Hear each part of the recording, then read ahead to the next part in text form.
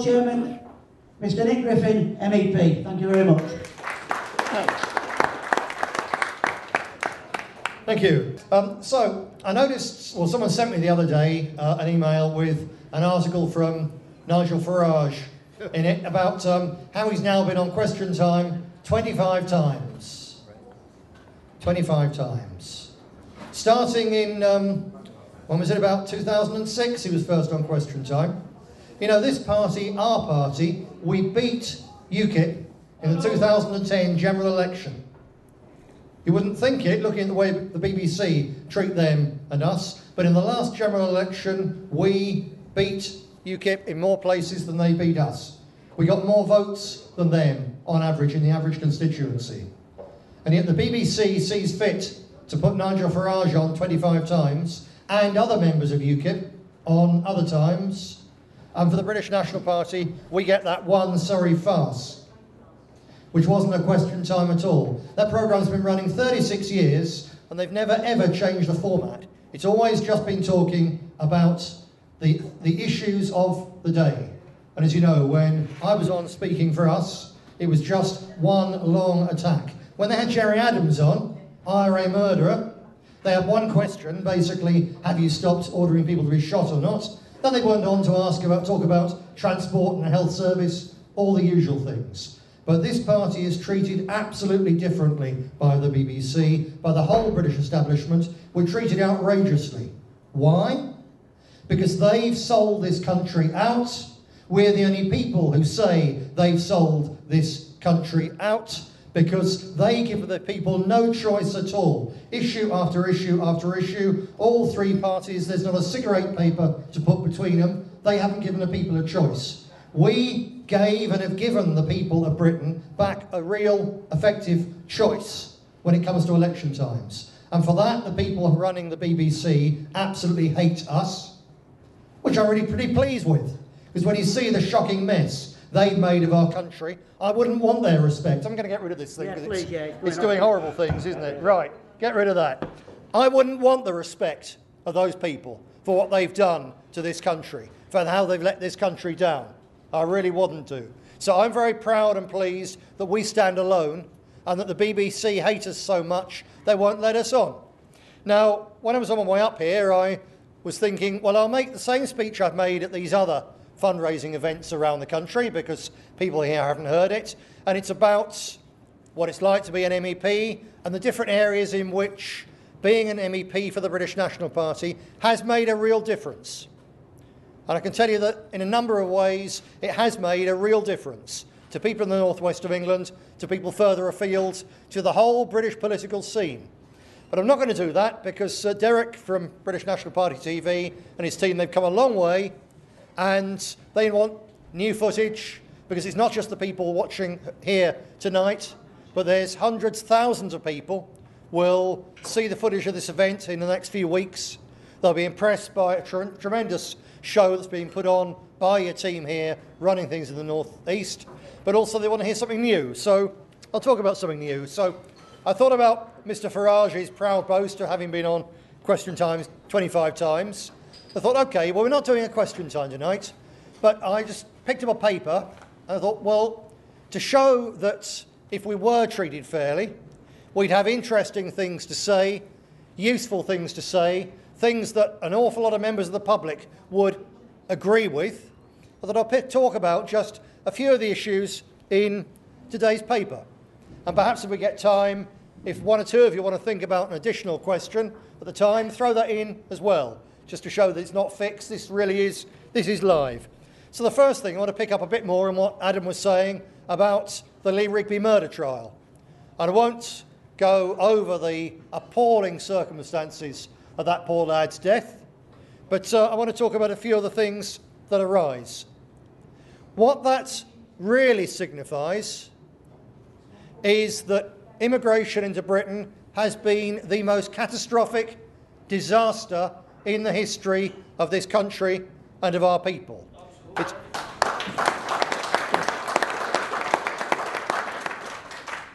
You've got to understand that Lee Rigby in our capital city, as a young white man in our capital city, was a minority in the capital of our country already. Walking down the streets of Woolwich, if you are of English descent, you are a minority in those streets. And that's the reality of life in South East London. And we never asked for it, we never voted for it, no politician ever had a mandate for it. Whenever the British people have been asked, they've said no, this is madness, shut the door. But because this tiny, corrupt, out-of-touch ruling elite decided they're going to have mass immigration, because of that Lee Rigby died.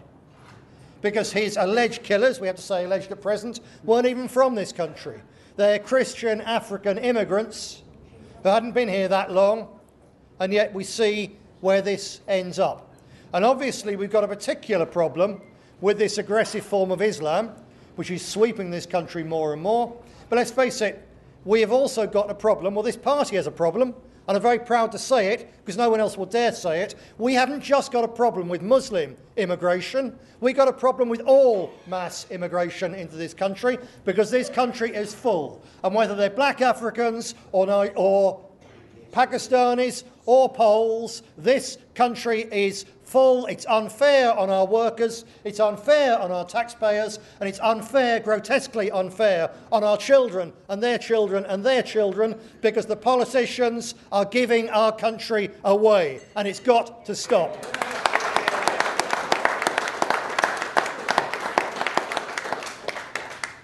And more specifically about this attack, and if you've read the details, finally the papers have started talking about this trial now. When Clive Jefferson and Dawn Charlton were up for their alleged offence of talking about peanuts and polls and so on, every time they went into court, into the preliminary hearings, there's a TV camera from the local TV network there to record it, every time they went in. In the case of these two creatures, they've been up to court time and time and time again, and the media haven't said a word about it, because they don't want to say a word about it. They have to now. Now it's really broken, this story, and we've helped it break as well. We've helped really push it forward. A number of your online activists, you've been working hard to do that, and they've realised, well, they can't even now try and cover it up. So now the trial really proper has started. They're finally giving it some of the coverage it deserves. So that's at least something. But they're not covering certain aspects of it. In the news from the first day of the full trial, it came out, yes, the alleged killer, he went and bought the knives and the chopper in Lewisham, a day or so before the attack. And so what's with Lewisham? It's somewhere in South London, yeah. But what they haven't put together, and the police have done nothing about, and we know that for sure, is that Lewisham also has a mosque, the Lewisham Islamic Centre. And that mosque was used regularly by that alleged killer, the one who just went and bought those deadly weapons in a hardware shop in Lewisham, so the connection's there. That was used regularly by him. And what we campaigned about, in fact we had a whole demonstration about it, Adam and myself and others were nearly arrested down there for wanting a demonstration to draw attention to the fact that this mosque in Lewisham, that man or creature went to regularly, runs a martial arts course. And it uses a form of martial arts which uses knives and choppers. And I looked the other day at the website of that mosque, and they're still running that form of martial arts. And they talk about it. They say that for the children and the women, this is self-defense. But for the brothers, for the young ones, for the young men, the men of fighting age, it's martial arts. It's not self-defense. For them, it's martial arts. And really, the front page of the story shouldn't be telling us what they did, because we all knew that already. What the front pages of the newspapers should be at present is about the fact that despite that most appalling murder, the police and the authorities are still allowing the mosque where that creature learnt his skills to train other young Muslims to kill other young soldiers in Britain. That's the story that should be told.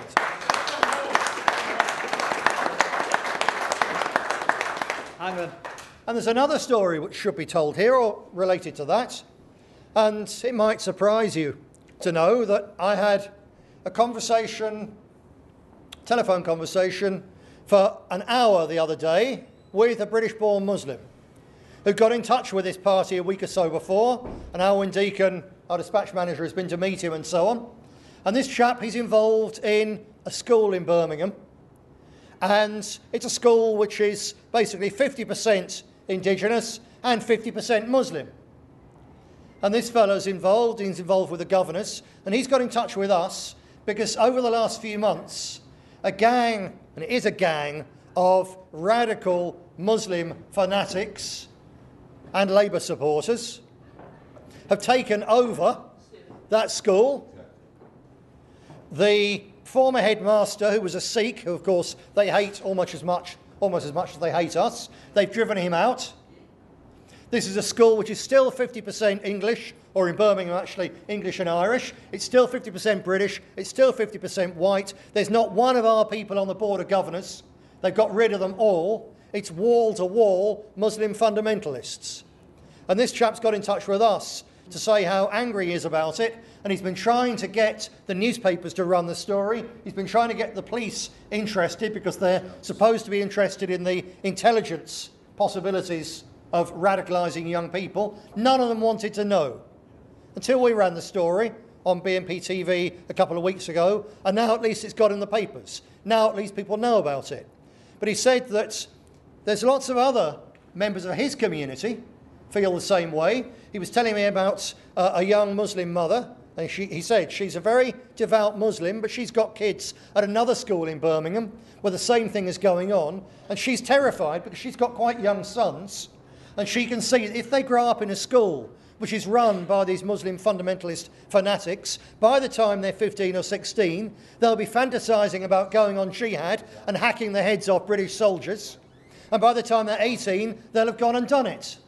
And she said, and this chap said to me, that there's so many people, you'd never believe how many people in our community, the Muslim community, have looked, and they're so scared, they're now looking at the British National Party, saying they're the only people who understand it, who've got the balls to stand up and would do something about it. Absolutely astounding.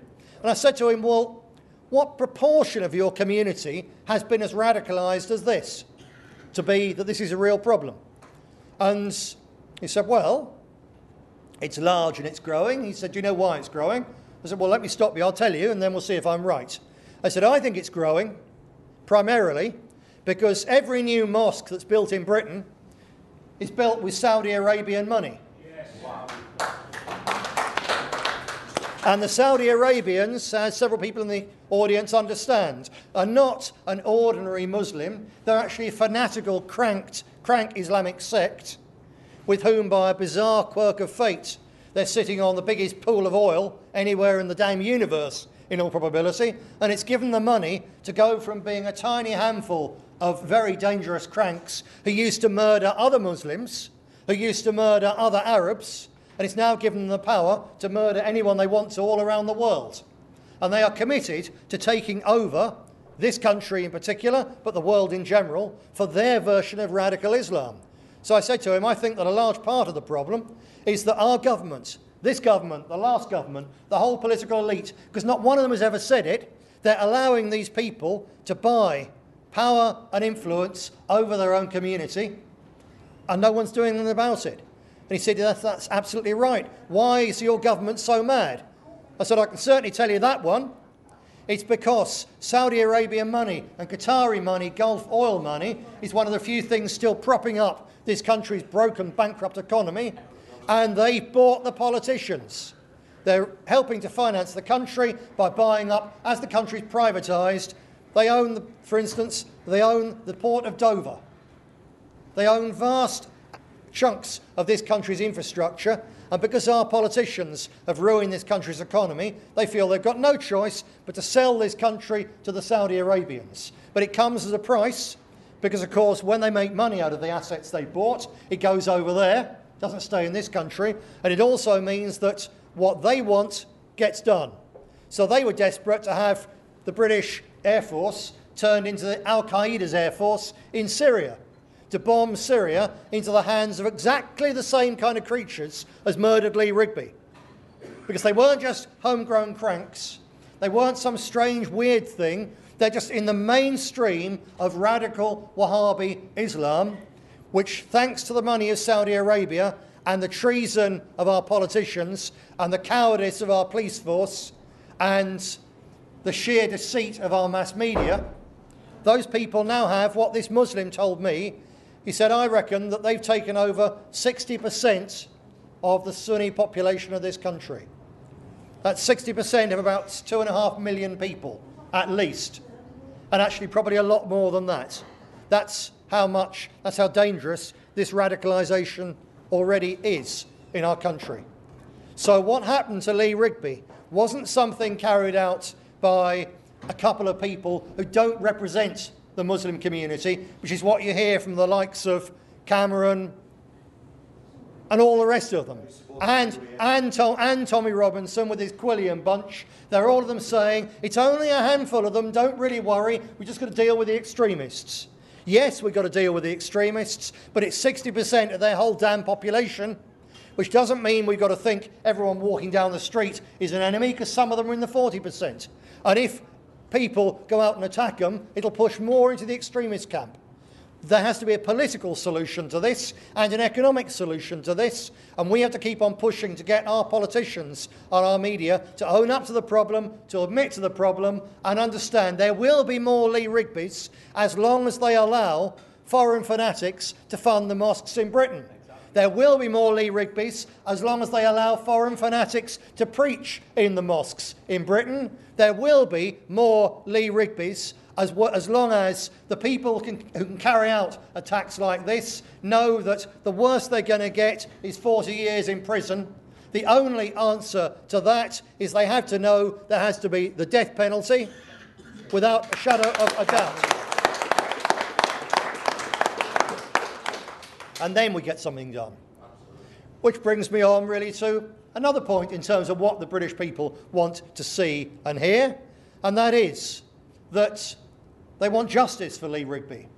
They want justice for his family, for his memory, and they want justice because justice means a deterrent to it puts other people off, and justice brings a community together by showing everybody, the whole world and the community, that we have certain values. There are certain lines that if you cross the line of our society, we exact the most terrible retribution. That has to be done, because if you're not prepared to fight for your values, if you're not prepared, if necessary, and under the right circumstances, to kill for your values, then your values are valueless and you will lose your country. So there has to be the death penalty for people like the killers of Lee Rigby. And not because they're black, not because they're Muslim. There's white vermin in this country who are living very comfortably in prisons right now, facing a far more comfortable winter and a far more comfortable Christmas than the 40,000 pensioners who are going to die of cold.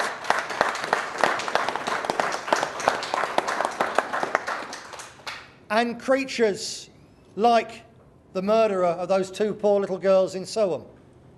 People like Myra Hindley, were she still alive. Those monsters should not be living at the expense of the British taxpayer, comfortably in a warm cell. They should hang by the neck until they are dead. Yeah!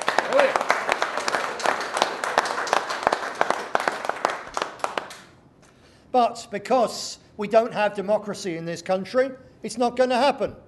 Because you've got a Labour Party which is completely against capital punishment. You've got a Liberal Party, the Lib Dems, who are completely against it. And you've got a Tory party whose Prime Minister, come election time, will say, I'll tell you what, we'll allow a free vote in Parliament. Knowing damn well that when the Labour Party are all going to vote against it, the Lib Dems are both going to vote against it after the next election, and half the Tory party are going to vote against it at all. He knows damn well that it's not going to happen. It's a sham. 80–90% of the British people want a return of the death penalty, not for every murder. The crime of passion type murder doesn't deserve the death penalty.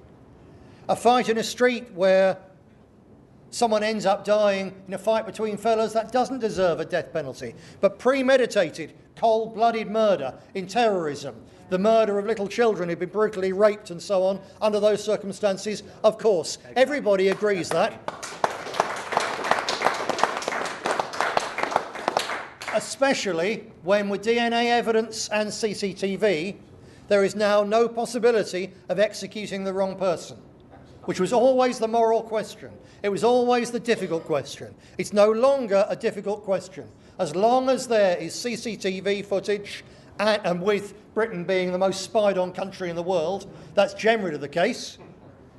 Unless, of course, you or a member of your family happen to become the victims of an anti-white racist attack, in which case I will guarantee you, from experience of talking to dozens of families over the last few years to whom this has happened, that the police will say, no, sorry, it wasn't working. But generally, in the case of a murder, yes, it's working. And DNA evidence always works. So there is no longer any possibility of hanging the wrong person, and therefore it's not a question of is it morally right, it's morally wrong not to. Under those circumstances. And when they say, would you take a life? Yes, it's right to take a life if that person is guilty of something so foul, and it's a way to save the lives of other people who otherwise become the victims of brutal thugs who think, I can do it because I'll probably get away with it, and even if I don't, I'm going to be okay for the rest of my life. It's time to stop, but we will only get what the British people want when the British people understand that they've got to get rid of the people who won't let them have what they want and put someone like us in instead. The time will come.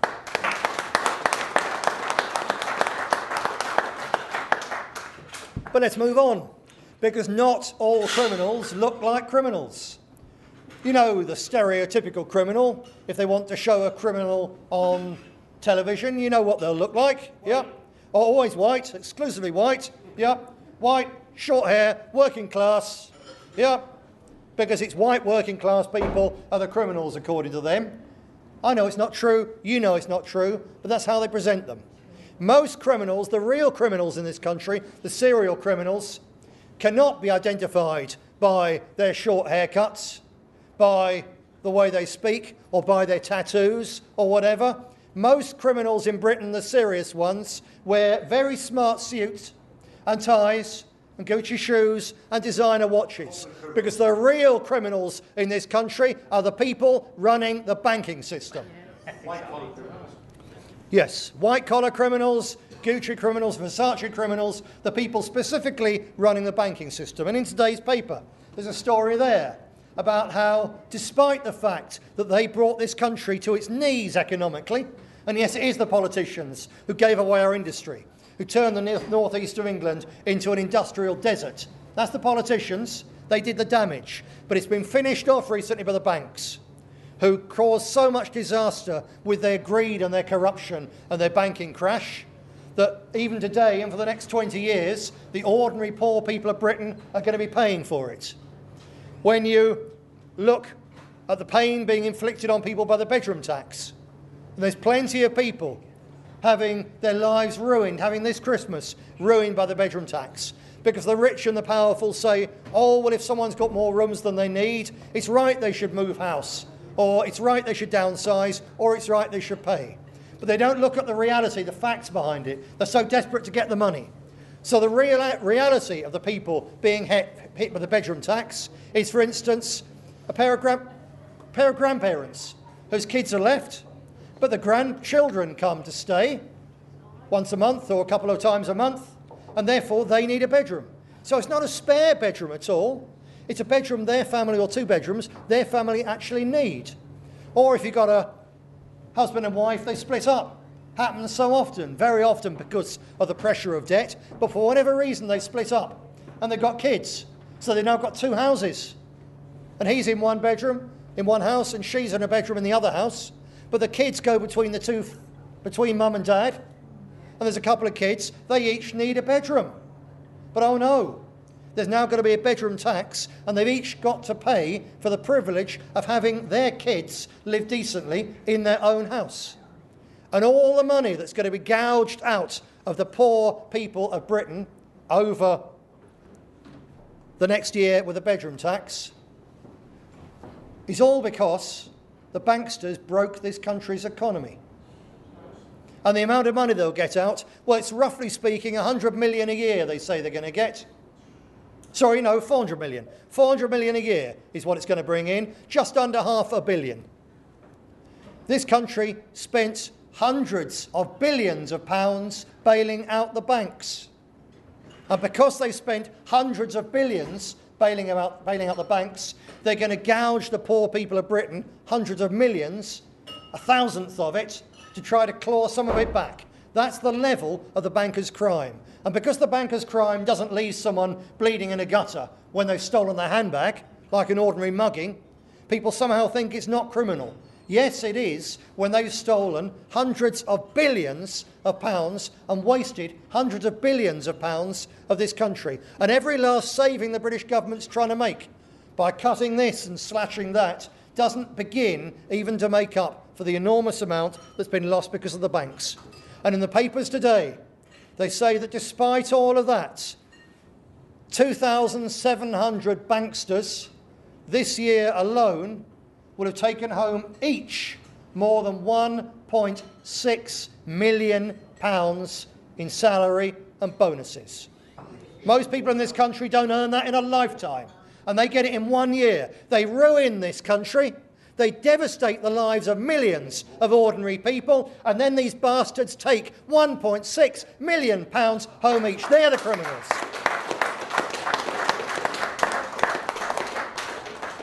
And no one dares say it. Actually, it's the reason we're really attacked. It's the reason I'm not allowed on Question Time. It's the reason we get such a bad press. It's not because we're racist, because we're not racist.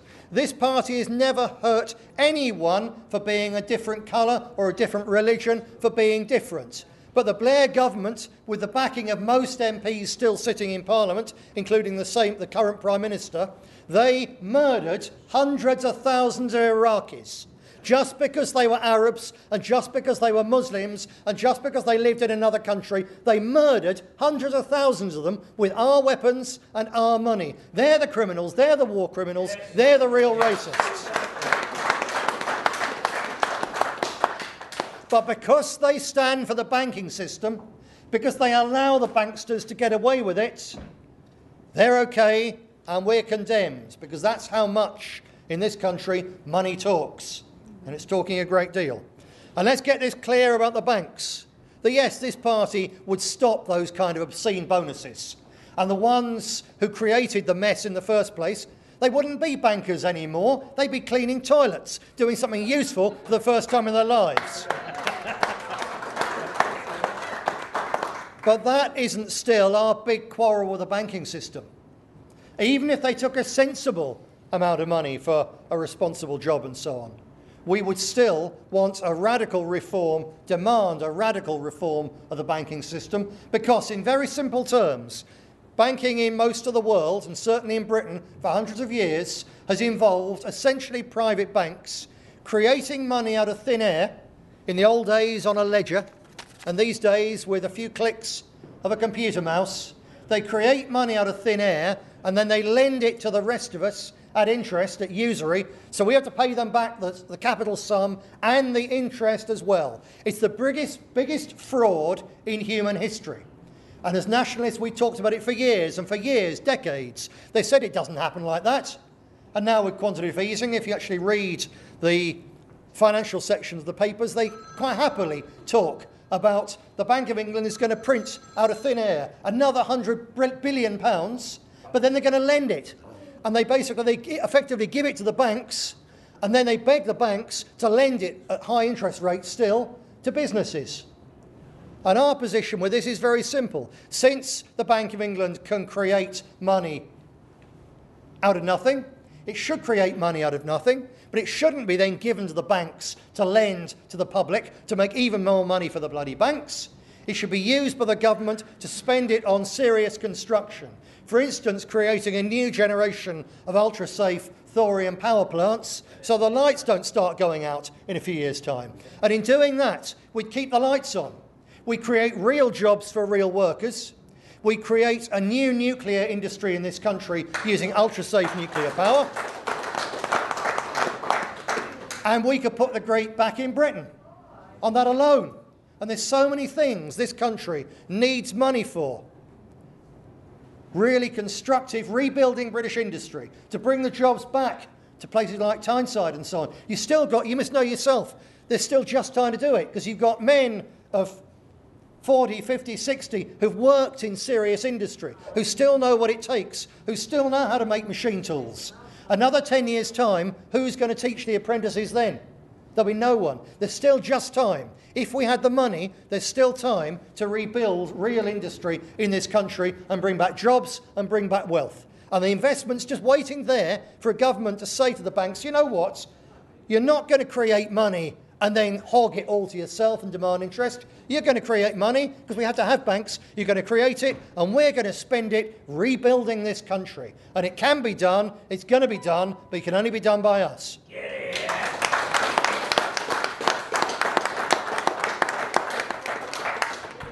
And now let's move on. One of the things this country needs money for is a proper health service. It shouldn't ideally be paid out of the money that's created, because the money that's created needs to go to rebuild British industry. But once you rebuilt British industry, once you've got people working again in jobs that are really productive and really bring money into the country and are therefore well paid, you'll have tax. You have a bigger tax take, and out of a tax take, we can run a health service, because that's how we used to run a health service. Not by borrowing. You can't keep doing that. You have to have enough money coming in to be able to take some to help people who can't help themselves, which is what the health service is supposed to be. There's a shocking story in the papers today of a chap called Grant Clark, who's suffered a massive brain hemorrhage. So he's still got it, but he's desperate in hospital. And his wife, because the hospital down in Kent wouldn't do anything about the fact he was lying for days in his own excrement, his wife in the end took in a camera and secretly filmed it in desperation to try to get it sorted out. But that's not a one-off case. Our health service is on the point of near collapse. The lowest level nurses are still getting pathetic pay rises, but they're getting little pay rises. The doctors are still getting enormous increases in money, but the skilled nurses, the ones who make it really all tick, they haven't had pay rises in many cases for 9 years. 9 years of no pay rises when you've got inflation at about 3% a year, is, when you compound it up, it's about a 30% pay cut. A 30% pay cut over 10 years for doing a job which every year is worse and worse and worse, because there's fewer and fewer staff, there's more and more foreigners making more and more demands and clogging the things up. It's absolute hell. The health service is collapsing. And here again we come to another bunch of criminals, back to the politicians, because the health service is not dying. Dorothy spoke of it briefly and she spoke. The health service isn't dying, the health service is being murdered. It's deliberate by the politicians and by the common purpose type bureaucrats. They're doing it deliberately, because years ago, when they decided to de-industrialise the northeast of England, something obviously happened. You remember how what they used to call people who worked in factories? What they used to call men? Hands. Yep. The British working class were hands for the ruling elite to make money out of us. And if they're not going to have you working in a factory anymore, how are they going to make money out of you? And when the ruling elite decided to stop having this country make things, you don't think they decided to stop making money out of us, do you? Of course not. Because they see themselves as shepherds, and shepherds always fleece the sheep. It's what they do. So when they decided they deindustrialised Britain, they didn't give up on making money. They just thought, we'll make money in different ways. And the City of London will make money, for a little while. But in the end, we'll make money out of other things. And if you're not making money out of what people make, out of what they do, you can only make it out of how they live, by privatising the houses. And what used to be council houses are now housing associations, and in 5 years' time they will all be part of private let-for-profit empires. But most of all, if you want to make money out of people, what better way than to make it out of their health, or rather out of their ill health? And they decided a decade or more ago, when this country signed up to the World Trade Organization's rules, that governments have to get out of providing health for people. They have to get out of providing housing for people. It's all got to be privatised. They signed up to that. The Tory party, the Labour Party, the Lib Dems and UKIP agree with it. They all agreed that this country should be privatised, lock, stock and barrel. But they also knew there's no chance of the British people accepting the privatisation, especially of the health service. It's too dear to people's hearts. There's too much emotion about it. Even if actually it would be a good thing, it could not be sold to the British public. So how, therefore, to privatise the health service? How to let the Bupas and all the rest of them, the private hospitals, come in and take all the good bits? How to let that happen? Only one possible way, and it's how these people always work. They have a solution which they know is unacceptable to the rest of us. How do you sell an unacceptable solution? You create such a terrible problem that people demand a solution. So they had to create a problem, and the problem is the destruction of the health service. So that poor chap lying in his own excrement in Kent and all the thousands of others just like him up and down the country today are not the victims of a mistake, not the victims of running out of money. They're victims of a deliberate policy to so destroy the National Health Service that in the end people demand that it's privatised. And that is a crime. It's a crime against the taxpayers of this country. It's a crime against the people in the hospitals, against the patients. It's a crime against their families. It's a crime against the nursing staff. It's a crime, it's a crime, it's a crime against our people. And the people responsible for that crime, the people responsible for the piecemeal privatisation of the health service, under the present ruling elite, they serve as a cabinet minister. They make the decisions to privatise another chunk. And when they leave, they end up on the board of one of the private health companies. They're criminals. Criminals, and you can look through the list. If you look at the people on the boards of these companies, you will find MP after MP after MP, cabinet minister, retired cabinet minister after retired cabinet minister. I tell you, they're crooks. They shouldn't be on the boards. They should be in prison.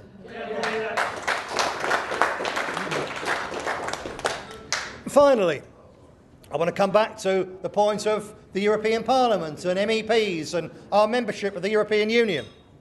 And this party has said from its very inception that we should not be in the European Union. It was never meant for Britain. It's never any good for Britain. We would get Britain out. I was, as a young nationalist activist, I was part of the referendum campaign in 1975, when nationalists then campaigned to get Britain out.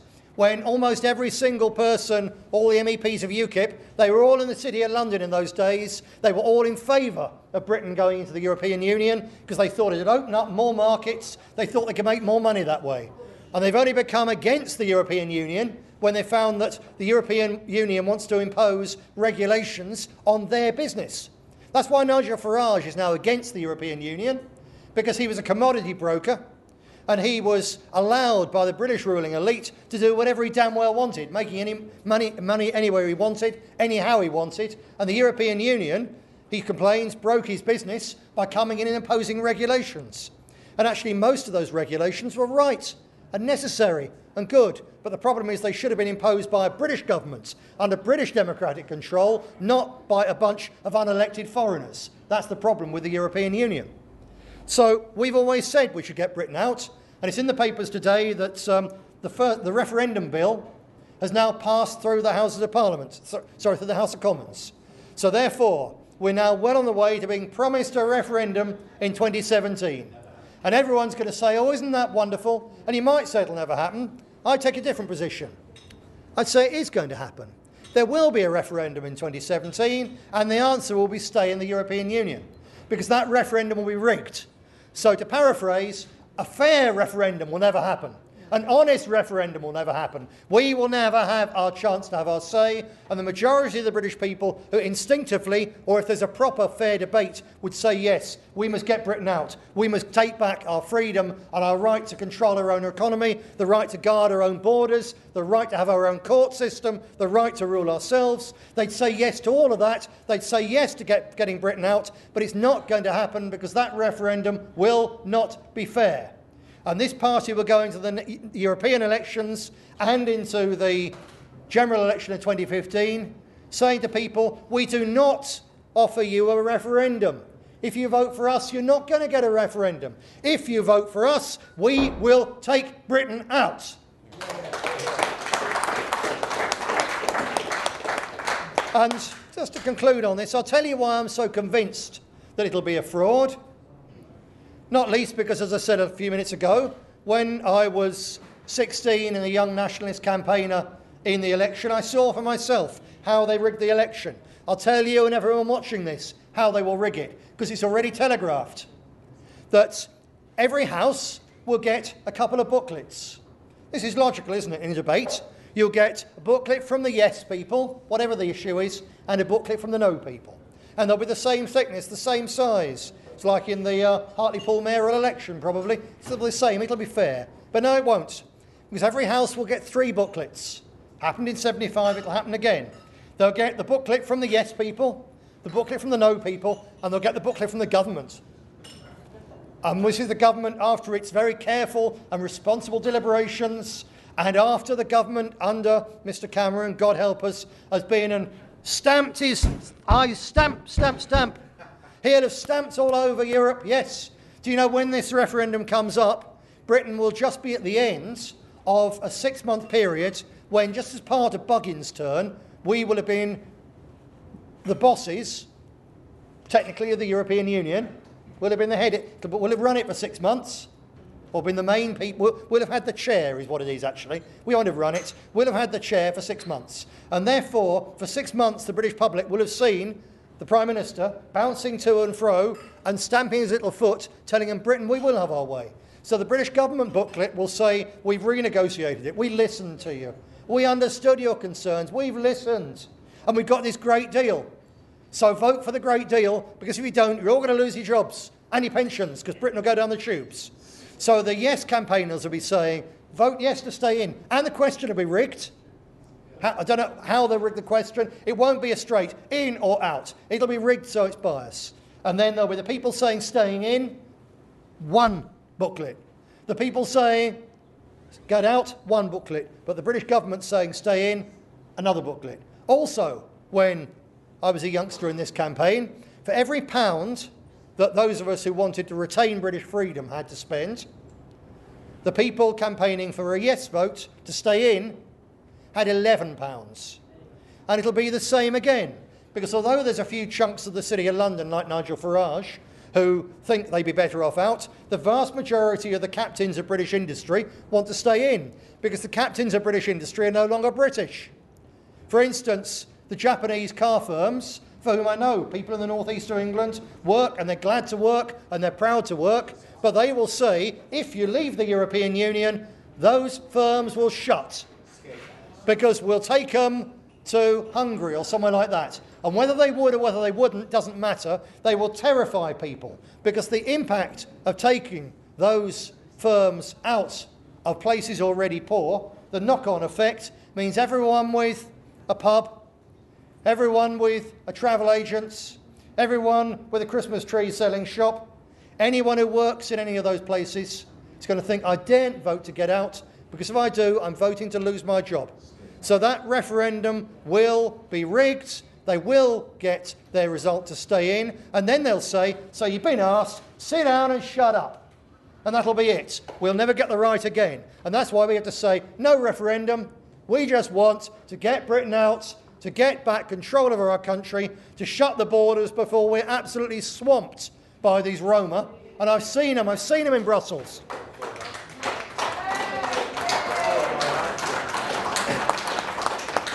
And if you think that what we've already had is bad, if you think that there's problems with the Muslim communities in parts of around here, if you think there's problems with the Poles coming in and actually working hard and doing a decent job, but taking our jobs, that's the problem. If you think you've got problems with them, you wait until you see these pickpocket scum.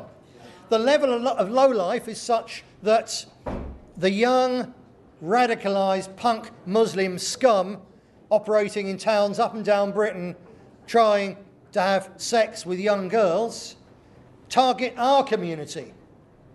The Roma do it and sell their own children for the same thing. You're talking about a level of human being, something completely different to anything we've ever seen in this country before. They have no place in a civilised society. They don't have the faintest conception of how to live in a human society.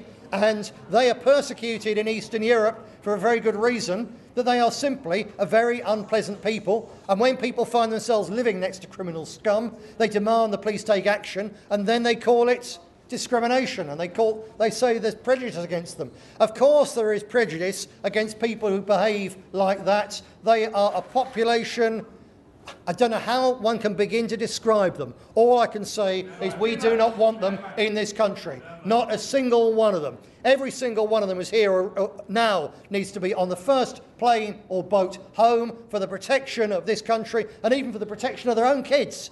That shows you what kind of people we are dealing with. And we need to get out of the European Union, because it's the only way to secure our borders. And that is it's the most key reason, isn't it? Yes.